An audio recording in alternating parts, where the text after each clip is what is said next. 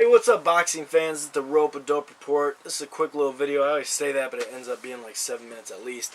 Anyway, I've been getting a lot of hate over the Kevin Johnson Solis. I'm not gonna say hate. I take that back. But a lot of people, I guess, they think that because of Solis, and I know I'm saying his name wrong. Sorry, guys, but the Cuban heavyweight. We all know who he is as boxing fans. I'm getting a lot of hate because, he had this pedigree, this amateur pedigree, and that's why he's going to beat Kevin Johnson, and that's why he's going to be world champ. There's a lot of debating going on. And I said in the video that I know his pedigree. I've seen some of those fights. I've read about some of those fights. I know he's got a good pedigree, but pedigree in the amateurs only gets you so far. In a 3-round fight, like I said in a previous video, Zab Judah, besides Kasazu, Zab Judah would be undefeated if fights were only 3 rounds. Most heavyweight fighters, Tyson would be undefeated if it was 3 rounds. You know what I mean? If it was just the first part of the fight. So, to say he beat this guy and that guy and this guy, okay, he beat him with headgear on and big-ass gloves, okay? And even if he does have the 10-ounce normal heavyweight gloves, I'm just saying he beat him with headgear, and it was 3 rounds, okay?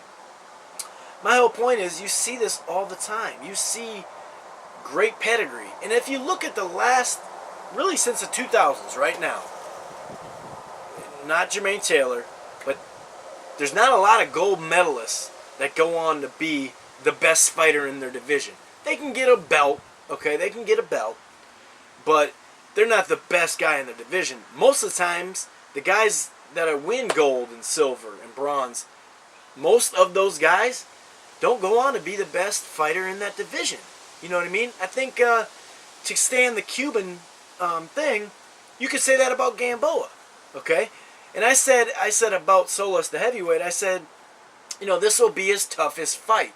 He's like, toughest fight? He fought this guy, that guy. He fought him in the amateurs. I'm saying it's the toughest pro fight. That's all I said.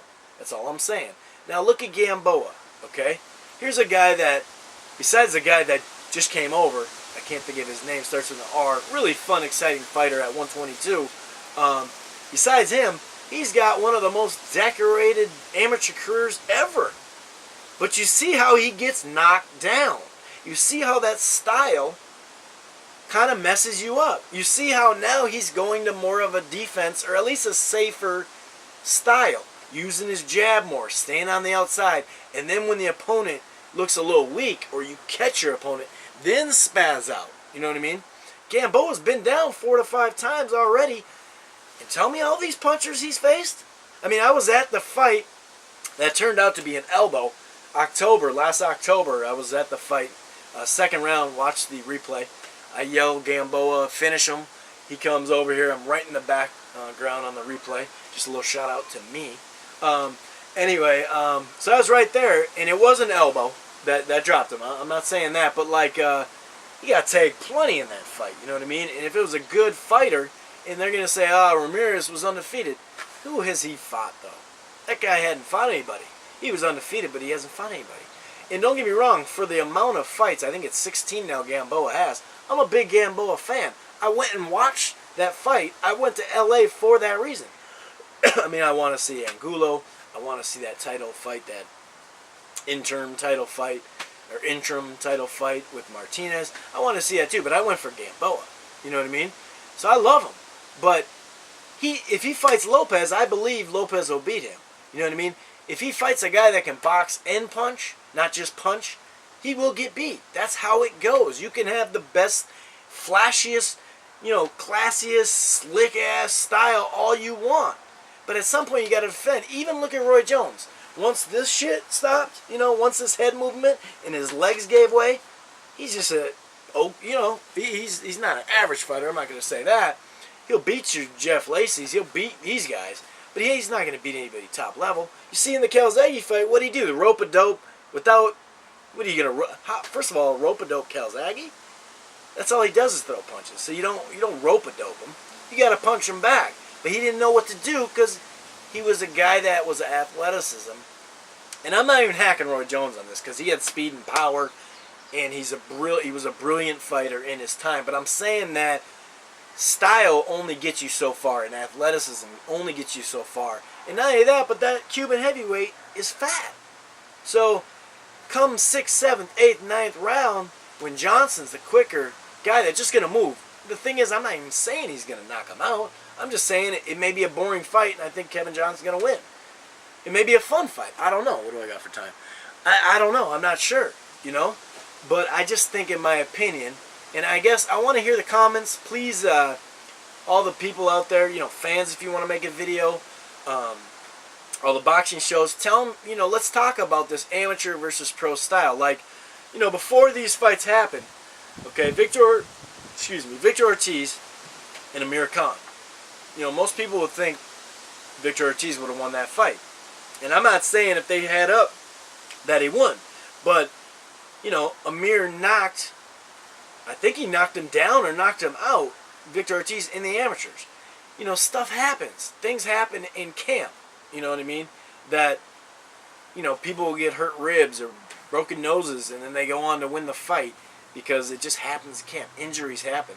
Things happen. And what I'm kind of getting off base right now, but it's just two different styles. We know the two different styles. And actually, the last couple Olympics, it's gotten worse. Like this 2008, you know, they keep saying that, you know, we don't have any gold medalists, and so boxing in America's dead because of that, you know.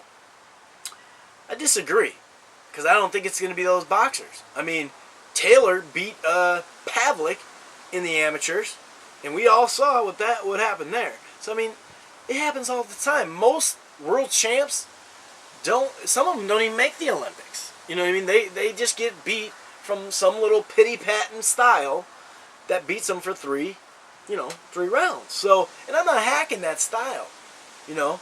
It's good, but you don't need defense that much in the amateurs.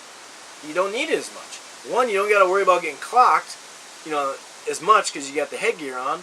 And 2, it's only 3 rounds. So if you just, you know, if you can't time and catch a speedy guy, then you're not going to, there's no body, you don't get counted for body blows. Not only that, what's the use of going to the body if you don't get points for it?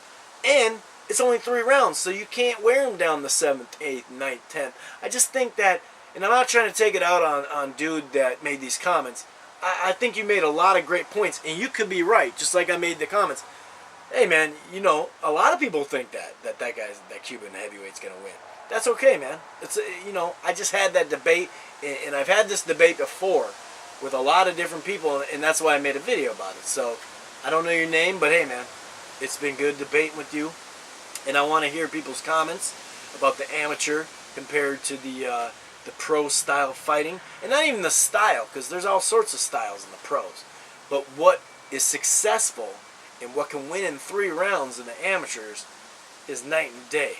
So anyway, this has been the Rope and Dope Report. I am your host, Chris Carlson. Peace.